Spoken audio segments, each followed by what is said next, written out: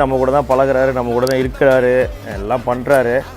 சரி சொல்லியிருந்தா நாங்களும் வந்து ஆனால் நம்மகிட்ட சொல்லாமல் இருக்கிறாரு. அதை நினச்சா தான் எனக்கு கொஞ்சம் கஷ்டமாக இருக்குது. ஸோ பிரியங்காவுக்கு நேற்று கல்யாணம் நடந்துருச்சு. இந்த விஷயம் யாருக்குமே தெரியாது போல், இன்க்ளூடிங் பார்த்தீங்கன்னா பிரியங்கா கூட வேலை செய்கிறவங்க, அவங்களோட க்ளோஸ் ஃப்ரெண்ட்ஸ் அண்ட் ஃபேமிலிஸ் மட்டும் தான் அங்கே இருந்திருக்காங்க. ஸோ விஜய் டிவியில் ஒர்க் பண்ணுறவங்க கிட்ட பிரியங்கா சொல்லவே இல்லை போல். அந்த லிஸ்ட்டில் பார்த்தீங்கன்னா மாக்காப்பாவும் இருந்திருக்காரு. பிரியங்காவுக்கு மேரேஜ் ஆன நியூஸ் தெரிஞ்சதுக்கப்புறம் விஜய் டிவியில் இருந்த and Super Singer, Cook with Comali, Bigg Boss and serials இந்த மாதிரி எல்லா பேரும் பார்த்தீங்கன்னா கமெண்ட் பண்ணியிருக்காங்க. அந்த லிஸ்ட்டில் கூட பார்த்தீங்கன்னா மாக்காப்பா இல்லை அண்ட் அந்த போஸ்ட்டுக்கு லைக் கூட பண்ணல. அண்ட் மோஸ்ட்லி பிரியங்காவோட மேரேஜை பார்த்தவங்க எல்லா பேருமே என்ன கேட்டுட்டு வராங்கன்னா, மாக்காப்பா எங்கன்னு தான் சொல்லிட்டு கேட்டுட்டு வராங்க. ஸோ மாக்காப்பா வந்து பார்த்தீங்கன்னா பிரியங்காவோட மேரேஜ் அட்டன் பண்ணவே இல்லை. ஸோ பிரியங்கா மாக்காப்பாவை இன்வைட் பண்ணாமல் இருந்திருக்கலாம், அதனால தான் வந்திருக்க மாட்டாரு. அண்ட் அது மட்டும் இல்லாமல் மாக்காப்பா பிரியங்கா மேரேஜ் பற்றினா எந்த ஒரு விஷயத்துக்கும் ரியாக்ட் பண்ணவே இல்லை. அண்ட் அவரோட ஸ்டோரியிலையும் வேற ஏதோ ஒன்று வச்சிருக்காரு. ஒரு தடவை ரெண்டு பேருமே இன்டர்வியூவில் சொல்லியிருப்பாங்க, நாங்கள் ரெண்டு பேருமே ஒர்க்கில் நல்ல ஃப்ரெண்ட்ஸ், பட் ஒர்க்கை தாண்டி பர்சனல் விஷயங்கள் அவ்வளோவா ஷேர் பண்ணிக்க மாட்டோம் அப்படின்ட்டு. ஸோ அதனால கூட பார்த்தீங்கன்னா பிரியங்கா இன்வைட் பண்ணாமல் விட்டுருப்பாங்க.